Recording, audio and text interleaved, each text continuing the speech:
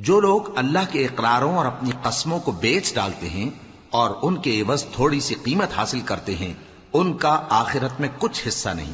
ان سے اللہ نہ تو کلام کرے گا اور نہ قیامت کے روز ان کی طرف دیکھے گا، اور نہ ان کو پاک کرے گا، اور ان کو دکھ دینے والا عذاب ہوگا۔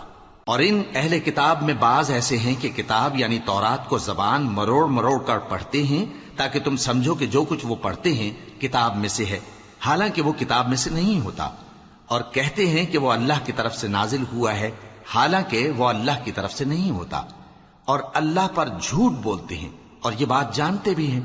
کسی آدمی کو شایع نہیں کہ اللہ اسے کتاب اور حکومت اور نبوت عطا فرمائے، پھر وہ لوگوں سے کہے کہ اللہ کو چھوڑ کر میرے بندے ہو جاؤ، بلکہ اس کو یہ کہنا چاہیے کہ اے اہل کتاب تم ربانی ہو جاؤ، کیونکہ تم کتاب کی تعلیم بھی دیتے ہو اور کیونکہ پڑھتے پڑھاتے رہتے ہو۔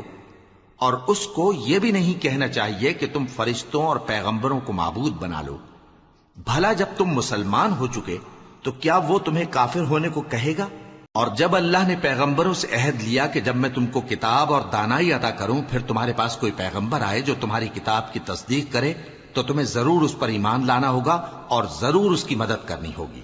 اور عہد لینے کے بعد پوچھا کہ بھلا تم نے اقرار کیا اور اس اقرار پر میرا ذمہ لیا، یعنی مجھے ضامن ٹھہرایا؟